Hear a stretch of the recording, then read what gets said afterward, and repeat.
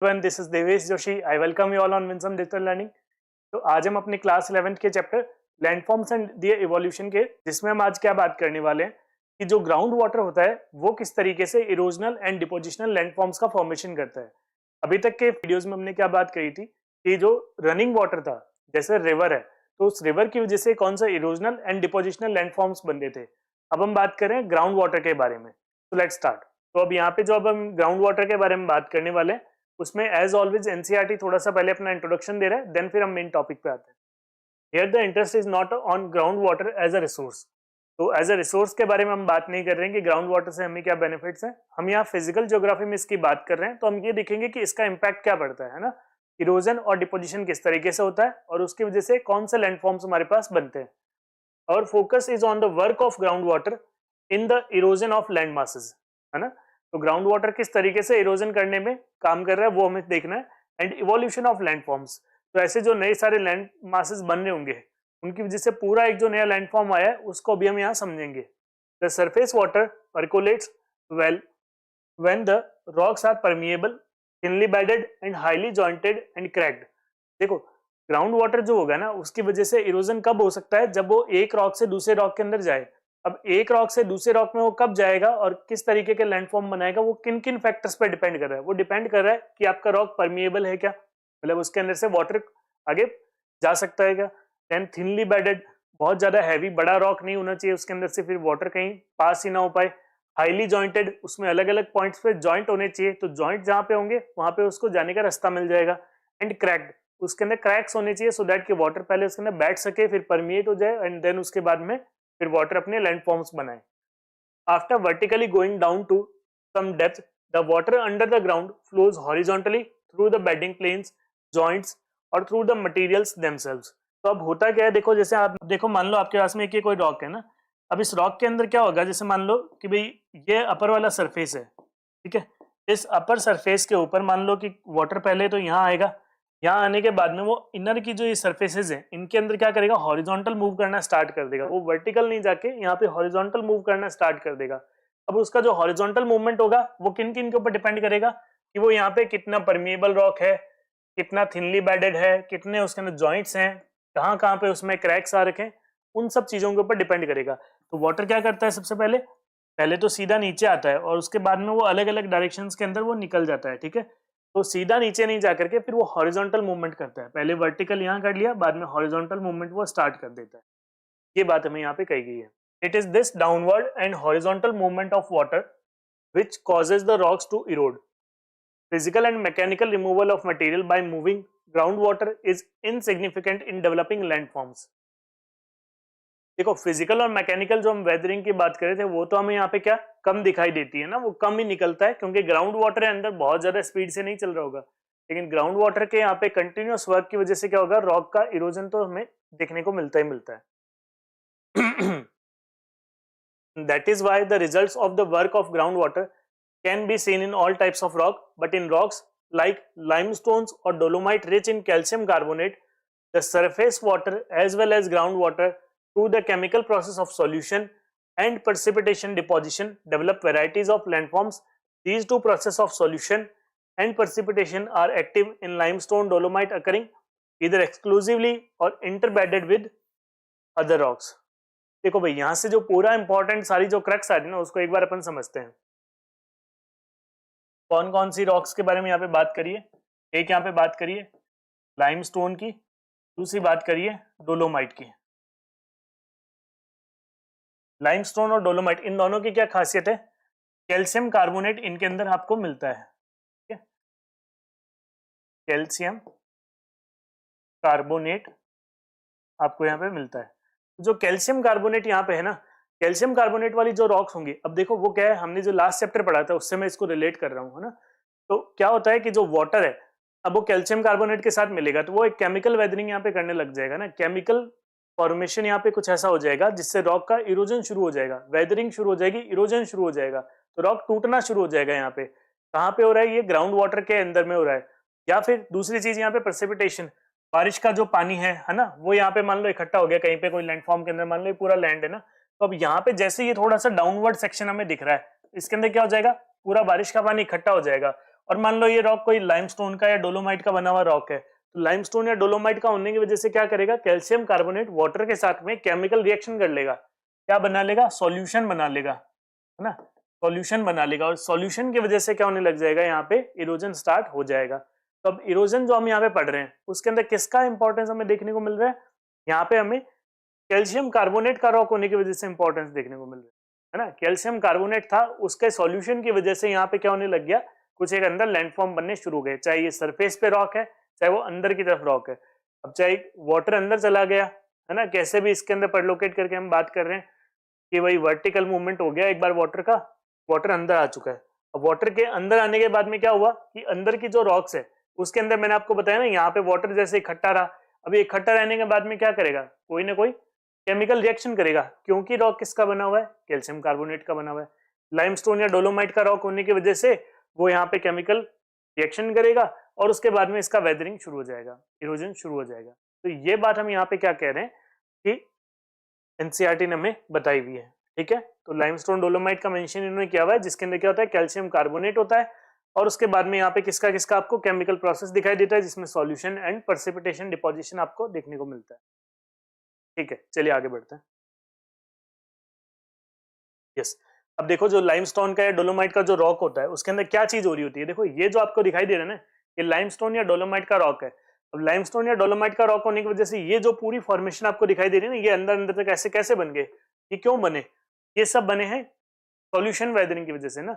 यहाँ पे इरोजन हुआ है, ठीक है, उसके अंदर क्या हुई है प्रोसेस, सॉल्यूशन वाली प्रोसेस हुई है। अब सॉल्यूशन वाली प्रोसेस के अंदर क्या इंपॉर्टेंट है, सॉल्यूशन वाली प्रोसेस के अंदर ये चीज इंपॉर्टेंट है कि भाई कैल्शियम कार्बोनेट के साथ में वाटर हमारा रिएक्शन कर रहा है और उसके बाद में इसका इरोजन स्टार्ट हो रहा है, ठीक है। तो अब इसके अंदर भी अगर अपन देखें तो ये जो इरोजन हो रखा है वो इरोजन किसकी वजह से हो रखा है, यहाँ पे ये इरोजन भी हमें जो दिखाई दे रहा है वो कोई लाइमस्टोन या डोलोमाइट की रॉक होने की वजह से होगा, है ना, लाइमस्टोन या डोलोमाइट की रॉक होगी जिसके अंदर कैल्शियम कार्बोनेट होगा, उसकी वजह से फिर वहां पे केमिकल वेदरिंग जो हम बात कर रहे थे, जो हमने लास्ट चैप्टर में पढ़ा था, उसका वाला प्रोसेस आप मानो कि यहाँ कोई सॉल्यूशन बन गया होगा, है ना, फिर वो सारी चीज यहाँ पे हुई होगी। तो इस तरीके से हमें क्या है, लैंडफॉर्म फिर ऐसा बनता हुआ दिखाई देता है, ठीक है। एनी लाइमस्टोन और डोलोमाइटिक reason showing typical landforms produced by the action of groundwater through the process of solution and deposition is called karst topography। तो इसको हम कास्ट टोपोग्राफी क्यों कह रहे हैं, वो इसीलिए कह रहे हैं क्योंकि जो एड्रियाटिक सी है, एड्रियाटिक सी के पास में जो बाल्कन्स वाला पार्ट है ना, तो उस बाल्कन्स वाले पार्ट में आपको कास्ट एक रीजन दिखाई देता है। तो वहां पे ऐसे क्या बहुत सारी लाइमस्टोन और डोलोमाइट की रॉक्स हैं, और लाइमस्टोन डोलोमाइट की रॉक्स होने की वजह से वहां पे ऐसी बहुत सारी टोपोग्राफी, बहुत सारे ऐसे लैंडफॉर्म्स आपको दिखाई देंगे। तो सबसे पहले क्या वहां से इसकी शुरुआत हुई, वहां से इसको पहचाना गया, तो कास्ट के नाम पे ही कास्ट टोपोग्राफी नाम रख दिया गया। तो पूरे वर्ल्ड में जहां जहां पे ऐसी लैंडफॉर्म्स जैसे हमें दिखाई दे रही है तो उसको क्या सिनोनिमसली ये कह दिया गया भी कास्ट टोपोग्राफी है ये, ठीक है। तो कास्ट टोपोग्राफी हमें दिखाई देती है। तो बेसिकली किसके बारे में बात कर रहे हैं यहाँ पे, लाइमस्टोन और डोलोमाइट की, जो में लाइमस्टोन और डोलोमाइट की जैसी हमें जहां पे भी लैंडफॉर्म दिखाई दे रही है उसको कास्ट टोपोग्राफी का नाम दे दिया है। The karst topography is also characterized by the erosional and depositional landform। तो अब कास्ट टोपोग्राफी में हम क्या देखते हैं भाई, इरोजन देखते हैं, डिपोजिशन देखते हैं, दोनों देखते हैं, ठीक है। कास्ट टोपोग्राफी में हम इरोजन और डिपोजिशन दोनों देखते हैं। तो मतलब पहले अभी हम इसके अंदर क्या शुरुआत करने वाले हैं, ग्राउंड वाटर जो है उसकी वजह से इरोजनल लैंडफॉर्म कौन से बनेंगे, या कास्ट टोपोग्राफी में इरोजनल कौन से बनते हैं, फिर हम बात करेंगे डिपोजिशनल वालों की। Okay let's start. तो ये देखो हमारे पास में एक और इमेज है ना, जिसके अंदर हम देखें कि ये वाला जो लैंडफॉर्म हमें बन रहा है, अभी तक तो हम क्या कह रहे थे, सरफेस के ऊपर ये हमें दिखाई दे रहा था, कुछ ऐसा दिखाई दे गया, तब हमने कहा कि भाई ये क्या है ना, ये भी कास्ट है, कास्ट टोपोग्राफी है। फिर हमने कह दिया कि भाई ठीक है, ये वाला क्या है, ये भी क्या है, पूरा एक हमारे पास में कास्ट टोपोग्राफी है, ये भी कास्ट हो गया, ठीक है। तो ये वाला क्या होगा, ये वाला भी कास्ट ही कहा जाएगा, ठीक है, इसको भी हम कास्ट टोपोग्राफी कहेंगे। क्यों, ये किस तरीके से बना, इसको अभी हम समझेंगे भाई ये इरोजनल है या डिपोजिशनल है, कैसा है ये, वो भी अभी हम इसको समझेंगे। तो जैसे जैसे हम चैप्टर के अंदर आगे बढ़ेंगे हमें समझ में आएगा कि ये सारी जो चीज भी है ना, मतलब कोई लाइमस्टोन या डोलोमाइट की हमारे पास में रॉक रही होगी, उसके अंदर ऐसा कुछ बना होगा, किस तरीके से बना है इस चीज को भी अभी हम आगे डिस्कस करेंगे। चलिए बात शुरू करते हैं हम इरोजनल लैंडफॉर्म के थ्रू। यस, इरोजनल लैंडफॉर्म के अंदर सबसे पहले हम बात करेंगे pools, sink hole, lapies and limestone pavements की। अब देखो नाम से कंफ्यूज नहीं होना है, बहुत ज्यादा डेप्थ में भी नहीं जाना है, हमें बेसिकली ये लैंडफॉर्म को समझना है कि ये लैंडफॉर्म होता कैसा है और किस तरीके से बन रहा है। बनने का तरीका मैंने आपको सीधा सा एक बताया हुआ है ना, चाहे लाइमस्टोन हो चाहे डोलोमाइट हो, कैल्शियम कार्बोनेट इनके अंदर मेन कंपोनेंट है। वो जब एक सॉल्यूशन बना लेगा उसके बाद में क्या होगा, वहां पे इरोजन शुरू हो जाएगा, और इरोजन शुरू होने के बाद में सारे के आपके पास में शेप्स बनने वाली है। तो पहला पूल्स, सिंक होल्स, लेपीज और लाइमस्टोन के बारे में हम बात करेंगे, लाइमस्टोन पेवमेंट्स के बारे में हम बात करेंगे। चलिए, small to medium sized round to sub rounded shallow depressions called swallow holes, क्या कहा जाता है उनको, swallow holes, form the surface of limestone through. किसके थ्रू बनता है, देखो भाई सॉल्यूशन के थ्रू बनता है। हमें क्या दिखाई देते हैं, स्वेलो होल्स दिखाई देते हैं। देखो कैसे होते हैं। अब देखो ये यहाँ पे क्या है, पूरा मान लो आपके पास में ऐसा है जो लाइमस्टोन का रॉक है। अब लाइमस्टोन के रॉक होने के साथ साथ में क्या है, यहाँ पे कोई डिप्रेशन रहा होगा, जैसे ये पूरा एक लैंडफॉर्म है, इस पूरे लैंडफॉर्म में कुछ ऐसा डिप्रेशन आ गया। अब डिप्रेशन आ गया तो क्या है, वाटर पूरा सीप होकर के इधर की तरफ आ जाएगा। वाटर जब यहाँ पे इकट्ठा होने लग जाएगा, वाटर जब यहाँ पे पूरा इकट्ठा होने लग जाएगा इस पूरे सेक्शन में, तो यहाँ ये क्या करेगा, जो लाइमस्टोन की रॉक है उसके साथ में ये यहाँ पे कोई सॉल्यूशन बना लेगा। वाटर यहाँ पे क्या करेगा, केमिकल रिएक्शन करके एक सॉल्यूशन बना लेगा, और उस सॉल्यूशन के बाद में हम देखेंगे कि यहाँ पे कुछ होल बनने लग जाएगा ना, तो ये इसको बोलते हैं स्वेलो होल। स्वेलो होल बोलते हैं, ये धीरे धीरे यहाँ पे एक ऐसा होल जो बनने लग जाएगा। अब देखो ये वाटर है यहाँ पे, है ना, ये वाटर ही क्या कर रहा है, यहाँ पे रिएक्शन करता जा रहा था कंटिन्यूअसली, उसी की वजह से ये होल बना जिसको हमने स्वेलो होल कहा है। ठीक है, तो ये क्या है, स्मॉल टू मीडियम साइज होता है ना, राउंड टू सब राउंडेड होता है, लगभग गोल या फिर गोल के जैसा आपको देखने को मिलेगा कि इसके शेप कैसी है, गोल जैसी शेप है। इसकी वजह से बना वो कारण हमने अभी इसका समझ लिया है। ठीक है, फिर sink holes are very common in limestone karst areas. Karst areas में या लाइमस्टोन की रॉक में आपको क्या दिखाई देते हैं, सिंक होल्स भी दिखाई देते हैं। सिंक होल क्या होता है, इज एन ओपनिंग मोर और less circular at the top and funnel shaped towards the bottom. अब क्या है, ऊपर तो लगभग आपको ऐसा गोल सा दिखाई देगा, लेकिन फिर ये ऐसा फनल शेप्ड होता है ना। तो फनल शेप क्या होते हैं, सिंक होल होते हैं।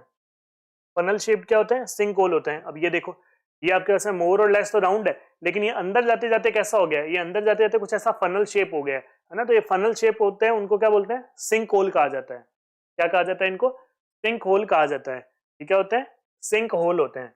आ रही है बात समझ में, क्या इसके अंदर कीवर्ड है हमारे पास में, फनल शेप्ड है ये ना, ये क्या है, फनल शेप्ड है। ठीक है, with size varying in area from a few square meter to a hectare and width depth from a less than half or half meter to 30 meter or more। ठीक है, width वगैरह में ज्यादा हमें इसके अंदर जाना नहीं है। some of these forms solely through solution action, solution sinks भी उनको कहते हैं। the other might start as a solution form first, and if the bottom of a sink hole forms the roof of a void or cave underground, it might collapse leaving a large hole opening into a cave or void below collapse sink। देखो दो तरीके से बन सकते हैं, एक तो क्या बन सकते हैं, कोलैप्स सिंक बन सकते हैं, और दूसरा हमारे पास में सॉल्यूशन सिंक बन सकते हैं। ठीक है, कोलैप्स सिंक और सॉल्यूशन सिंक। कोलैप्स वाला कैसे बनेगा, जैसे मान लो अभी ये हमारे पास में स्वेलो होल है ना, अब स्वेलो होल धीरे धीरे मान लो बड़ा हो जाए, इसके आसपास की रॉक कमजोर हो रखी है, वाटर जैसे जा रहा है, मान लो अंदर की रॉक में इधर गया, उसके बाद में इसने क्या किया, इधर वाली रॉक के अंदर भी इसी तरीके से होल बनाना शुरू कर दिया। अब इधर वाली रॉक में भी और होल बनना शुरू हो गया है, तो क्या हो जाएगा, रॉक यहाँ से वीक हो जाएगा, अंदर केव जैसा स्ट्रक्चर बन जाता है। ठीक है, ऐसे समझो इसको कि जैसे मान लो अभी तो ये क्या है, एक पूरा आपके पास में है ना स्वेलो होल है। अब वाटर जो यहाँ से आ रहा है, वाटर अलग लेते हैं, तो ये वाटर आ रहा है, वो वाटर यहाँ से क्या करेगा, इसके अंदर परलोकेट कर जाए मान लो, तो क्या हुआ यहाँ पे, तो इस सेक्शन के अंदर पूरे में क्या हो गया, वाटर यहाँ पे अंदर चला जाएगा ना। अब ऊपर का तो पार्ट ऐसा ही, और अंदर पूरा ये क्या बन गई, केव जैसी बन गई है ना, अंदर पूरी क्या बन गई, केव जैसी बन गई। ये पार्ट इतना ऐसे ही बचा हुआ, अंदर वाटर चला गया, अब ये केव जैसा बन गया। अब ये केव जैसा बनते क्या होगा, प्रेशर की वजह से ये पूरा नीचे आ जाएगा, तो एकदम से बड़ा बन जाएगा, ये वाला पूरा सेक्शन है जो स्वेलो होल और बड़ा बन जाएगा, है ना, या अंदर ऐसा इसका शेप बन जाएगा फनल जैसा, तो इसको हम क्या बोलते हैं, सिंक होल बोलते हैं। किसकी वजह से बना, कोलैप्स होने की वजह से बना। किसकी वजह से बना, कोलैप्स होने की वजह से बना, तो हमने इसको बोल दिया कोलैप्स सिंक होल बोल दिया। आ रही बात समझ में। दूसरा हम इसको क्या कह रहे हैं, सॉल्यूशन की वजह से बन जाए, सॉल्यूशन की वजह से बन जाए। अब सॉल्यूशन की वजह से क्या हुआ, जैसे मान लो अभी मैंने आपको बताया था डिप्रेशन हो यहाँ पे, है ना, थोड़ा सा, और डिप्रेशन के अंदर क्या हो, वाटर यहाँ पे आके इकट्ठा हो जाए।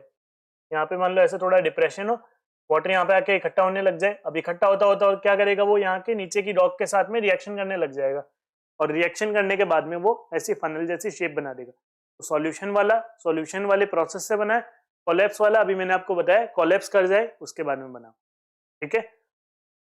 तो स्वेलो होल्स भी कोलैप्स करके आपके पास में सिंक होल का बना सकते हैं। Quite often sink holes are covered up with soil mantle and appear as a shallow water pools. Anybody stepping over such pools would go down like it happens in quicksands in desert. अब देखो क्या हो, यहाँ पे मान लो कि आपको ऐसा लग रहा हो कि हाँ इसके अंदर ऐसा आसपास में कुछ नहीं है, आप यहाँ पे क्या जैसे पानी वानी इसके अंदर इकट्ठा हो जाए, आप पाँव रखो ये एकदम से अंदर नीचे आ जाए, ऐसा भी इसके अंदर हो सकता है ना। तो जनरली क्या होता है कि हमें भाई पता नहीं लगता, लाइमस्टोन की रॉक है बहुत ज्यादा वीक तो हो ही जाती है क्योंकि कंटिन्यूसली वाटर इसके अंदर सीप कर रहा है। तो वाटर उसके अंदर जैसे जैसे सीप करता रहेगा रॉक अंदर से वीक हो जाएगा, और रॉक के वीक होते ही थोड़ा सा वेट पड़ते ही तो पूरा का पूरा क्या कोलैप्स कर जाता है। तो इस तरीके से यहाँ पे हम क्या कह रहे हैं, ये जो पूरा रॉक है ना लाइमस्टोन वाला, उसके अंदर वाटर सीप होने की वजह से ये कोलैप्स कभी भी हो सकता है। और सिंक होल क्या बन सकते हैं, कोलैप्स टाइप के भी और सॉल्यूशन टाइप के भी, दोनों में से किसी भी टाइप के बन सकते हैं, ठीक है जी। यस, अगली बात करें डोलाइन की, है ना। डोलाइन क्या है, the term doline is sometimes used to refer the collapse sinks, ठीक है। कोलैप्स सिंक को क्या रेफर करने के लिए कहा जाता है, डोलाइन भी कहा जाता है। तो सिंक है वो कोलैप्स कर गया तो कैसा बनेगा, वो ऐसा बड़ा और बन जाएगा, और बड़ा बन जाएगा वो। तो बड़ा होते ही वो क्या बन गया, कोलैप्स सिंक को आप क्या कहोगे, डोलाइन कह दोगे। Solution sinks are more common than collapse sinks. ज्यादा कॉमन कौन से दिखते हैं, ज्यादा कॉमन आपको दिखते हैं सॉल्यूशन सिंक, ठीक है, ज्यादा कॉमन आपको दिखते हैं सॉल्यूशन सिंक।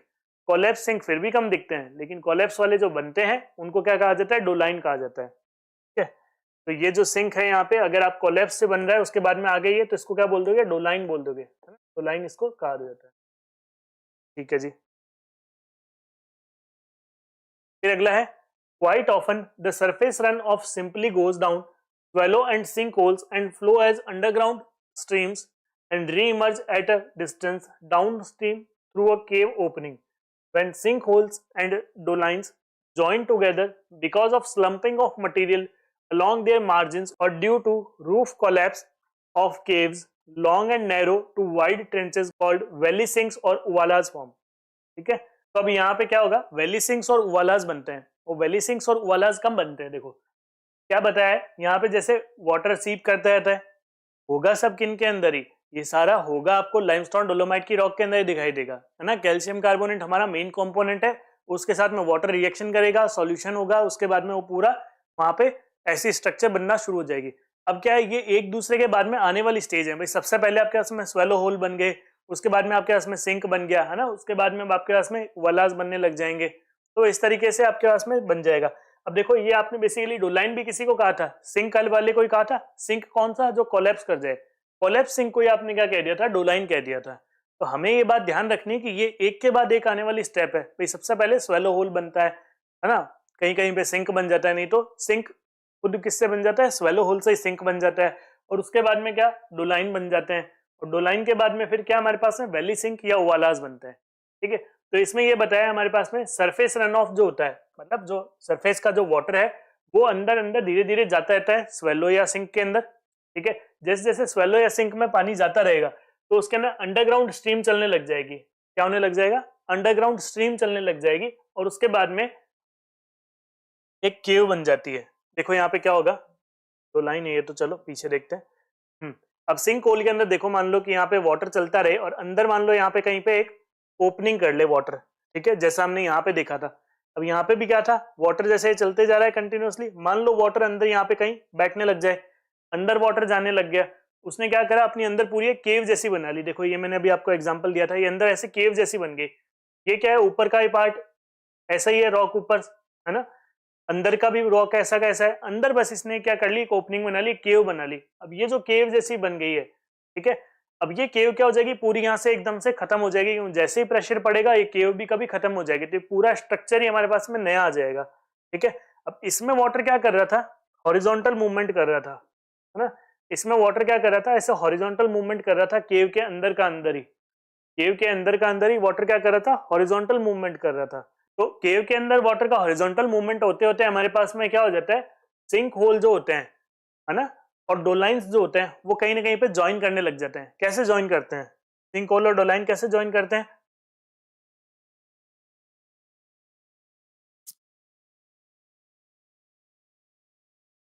इसको पूरे कोई वापस ही ले लेना सर, सारे कोई।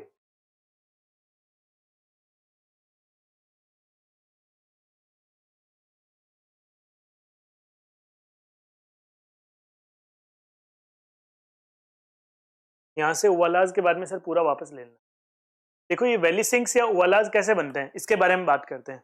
तो वैली सिंक या ओवरलाज के बनने के लिए अगर हम यहाँ समझें, जैसा हमारे पास में यहाँ पे कोई मान लो स्वेलो होल बन रखा है, क्या स्वेलो होल बन रखा है, ठीक है भाई, स्वेलो होल बना हुआ है। अब स्वेलो होल के पास में मान लो यहाँ से जो वाटर सीप करके जा रहा था, वाटर क्या सीप करता है, कुछ अंदर सीप करने लग जाए, है ना, वाटर क्या अंदर सीप करने लग जाए। जैसे वाटर अंदर सीप करने लगेगा, है ना, क्या कंडीशन बन रही है, से वाटर ऐसे अंदर जाने लग गया। अब ऊपर की तरफ तो इसके अंदर ये रॉक ही है, ठीक है, यहाँ तो क्या है ये पूरा एक रॉक है, यहाँ पे भी अंदर ये पूरा क्या एक रॉक ही है। वाटर लेकिन अंदर सीप करने लग गया, है ना, ये क्या है वाटर अंदर सीप करने लग गया, ठीक है। अब यहाँ पे आगे कहीं पे जाके डोलाइन आपको मिल जाए, है ना, डोलाइन कैसे, मान लो कोई यहाँ पे अगर दूसरा कोलैप्स सिंक मिल जाए, तो कोलैप्स सिंक के मिलते ही क्या हो जाएगा, पूरा एक सर में नीचे आ जाएगा। यहाँ पे कोई डोलाइन मिल जाए,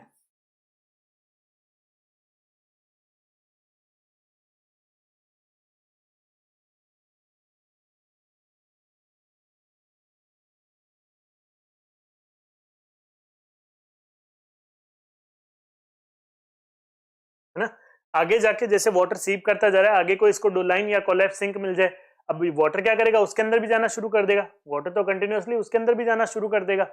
ये जो पूरा होगा फिर एकदम से पूरा स्ट्रक्चर कोलैप्स कर जाएगा, और इसके कोलैप्स करते ही नया हमारे पास में क्या बनेगा, नया जो हमारे पास में बनेगा वो वैली सिंक या वालाज बनेगा, ठीक है। तो डोलाइन या फिर सिंक होल, ये दोनों क्या जब ज्वाइन कर लेते हैं, डोलाइन और क्या वैली सिंक, ये जब एक दूसरे को ज्वाइन कर लेते हैं तो एकदम से पूरा मटेरियल हमारे पास में नीचे आकर के गिर जाता है और वो नया स्ट्रक्चर बनाता है। वो कैसा नया स्ट्रक्चर बनता है, उनको आप वालाज या वैली सिंक कहते हैं।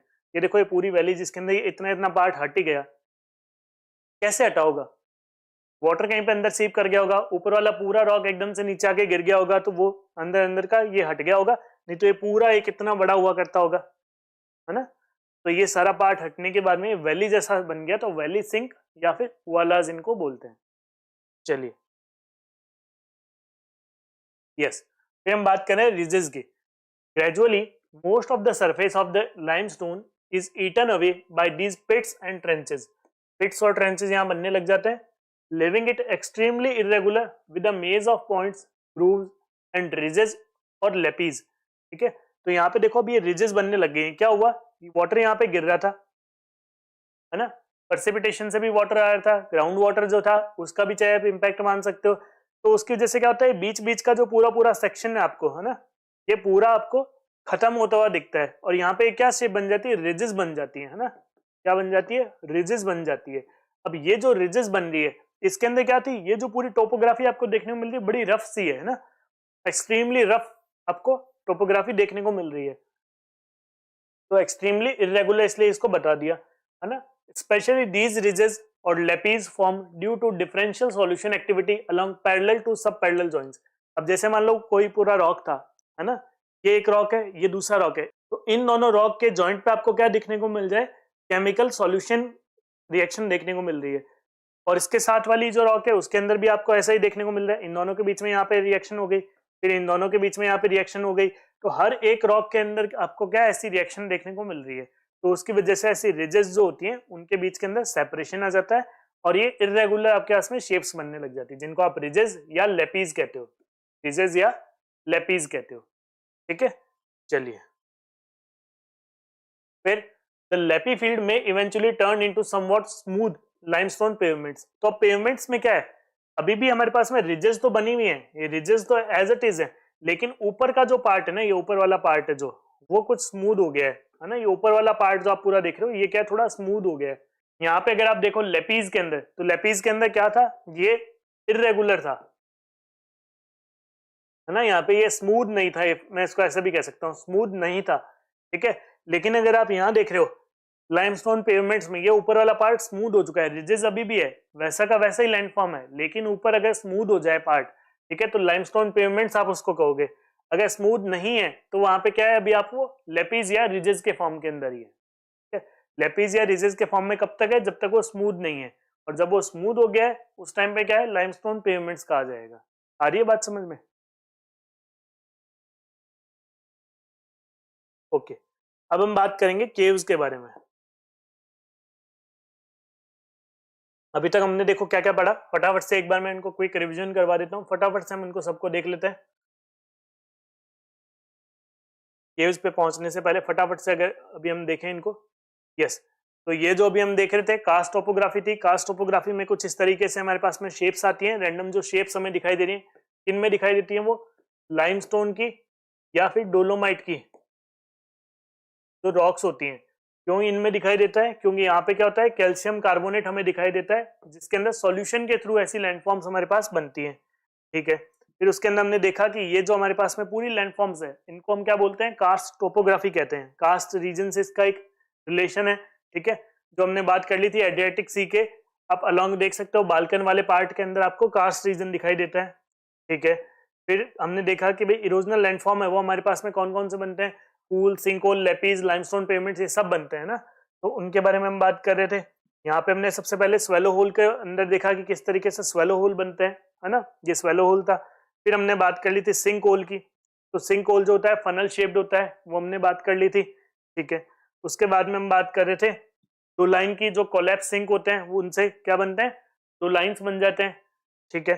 फिर हमने यहाँ पे बात करी थी वैली सिंक की या उवालाज की, तो वैली सिंक या उवालाज किस तरीके से बनता है, दो लाइन और सिंक होल जो है वो ज्वाइन कर लेते हैं, तब जाकर के हमारे पास में वैली सिंक या फिर उवालाज बन जाते हैं। चलिए, फिर उसके बाद में हमने बात करी रिजेस की या फिर लेपीज जिनको हम कहते हैं, तो रिजेस या लेपीज किस तरीके से बनते हैं, वो हमने देखा कि भाई इनके पैरेलल और सब पैरेलल जो जॉइंट्स होते हैं वहां पर भी अगर आपको केमिकल रिएक्शन होता हुआ दिख जाए, और उसके बाद में क्या होता है, वहां पे सॉल्यूशन उनका इस तरीके से इरोजन कर देता है, और जो शेप आपके पास में आती है वो इरेगुलर शेप होती है, जिसको रिजेस या लेपीज कहते हैं, ठीक है। उसके बाद में हमने क्या बात करी, फिर हमने बात करी भाई लाइमस्टोन पेवमेंट्स क्या होते हैं। लाइमस्टोन पेवमेंट्स जो होते हैं रिजेस या लेपीज से ही आते हैं हमारे पास में, लेकिन उनके अंदर डिफरेंस इतना सा होता है कि उनका सरफेस जो होता है वो स्मूथ हो जाता है।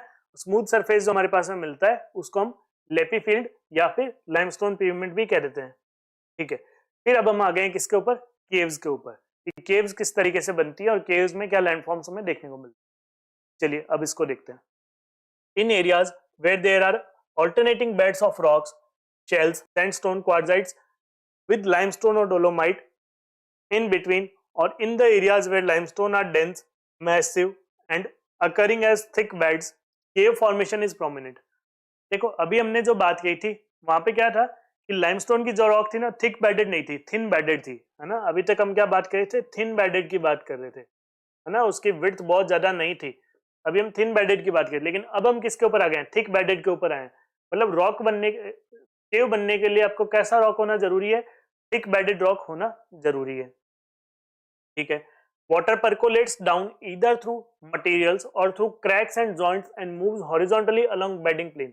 उसके अंदर क्या था, थिन बेडेड के अंदर पहले जो अभी हम पढ़ रहे थे रॉक के थ्रू ही वाटर जाएगा, लेकिन यहाँ पे क्या है, water percolates either through the material, material के अंदर से भी होके जा सकता है या फिर क्रैक के अंदर से हॉरिजॉन्टली आ जाए, ठीक है। It is along these bedding plane that the limestone dissolves and long and narrow to wide gaps called caves result. तो cave कैसे बनती है वो भी हम देख लेंगे। There can be maze of cave at different elevation depending upon the limestone bed and intervening rocks. Caves normally have an opening through which cave streams are discharged, and cave having opening at both the ends are called tunnels. तो केव जिसके दोनों तरफ opening हो उसको tunnel बोलते हैं। बाकी caves बनती कैसे हैं वो भी अपन देख लेते हैं। ये देखो भाई इस तरीके से केव बनती है। पहली चीज तो यहाँ पे क्या है, एक बेडेड आपको रॉक देखने को मिलेगी, है ना। यहाँ पे हॉरिजॉन्टल मूवमेंट ऑफ आपको वाटर देखने को मिलता है ना। वो क्यों देखने को मिलता है, हॉरिजॉन्टल होगा तभी तो यहाँ पे क्या कर रहा है वो, पूरी एक आपके पास में लॉन्ग इस तरीके से केव बन रही है, अदरवाइज केव ऐसे लंबी थोड़ी बनती, है ना। वाटर का मूवमेंट कैसा है, ज्यादा हॉरिजॉन्टल है, वर्टिकल कम होता है, हॉरिजॉन्टल ज्यादा होता है। इसीलिए यहाँ पे क्या होता है कि जो आपको केव बनती हुई दिखती है वो पूरी ऐसे लॉन्ग दिखती है ना। अगर इसके दोनों ओपनिंग्स हो, है ना, बोथ साइड इसकी ओपन हो, बोथ साइड्स ओपन हो, तो इसको क्या बोल देंगे अपन? टनल बोल देंगे। क्या बोल देंगे? टनल बोल देंगे। ठीक है भाई, टनल का बोल देंगे बोथ साइड सब इसकी ओपन हो। आ रही है बात समझ में? चलिए ठीक है। हाँ जी, तो ये डायग्राम में हम बाद में आएंगे। जहां पे अभी हमें वैसे तो दिया हुआ है, देखो सिंक होल के बारे में हमने बात कर ली है ना, सिंक होल किस तरीके से, फिर वालाज, लेपीज, केव्स वगैरह किस तरीके से बनती हैं, केव्स जो होती हैं कुछ इस तरीके की होती हैं। अब अच्छा देखो, इसके अंदर एक चीज हमें और बताई हुई है ना, जो वाटर मान लो यहाँ से परकोलेट कर रहा है, वो ऐसा वर्टिकल मूवमेंट करके आ रहा है, वर्टिकल मूवमेंट करते करते वो हॉरिजॉन्टल भी अंदर जाके नई शेप बना सकता है। इसी तरीके से जैसे मान लो ये क्या है, एक मान लो हमारे पास में अंडरग्राउंड स्ट्रीम चल रही है, अंडरग्राउंड वाटर की हम बात करते हैं, स्ट्रीम चल रही है, तो वो भी क्या करेगी, अपने आप में एक नई स्ट्रक्चर को बना देगी, है ना। तो देखो यहाँ पे आपके पास में ऐसे केव्स वगैरह भी बन सकती हैं, फिर यहाँ पे अंदर और भी दूसरी शेप बन सकती हैं, स्वेलो होल वगैरह भी आपके पास में बन जाएंगे, है ना। तो ये इस तरीके से हम बात कर रहे हैं कि अलग अलग शेप्स बनती है। आई होप कि आपको ये सारी चीजें जो अभी हमने डिस्कस करी है क्लियर हो गई होगी। इसके आगे का टॉपिक हम नेक्स्ट वीडियो के अंदर कवर करेंगे। Thank you so much for learning with Winsome digital learning.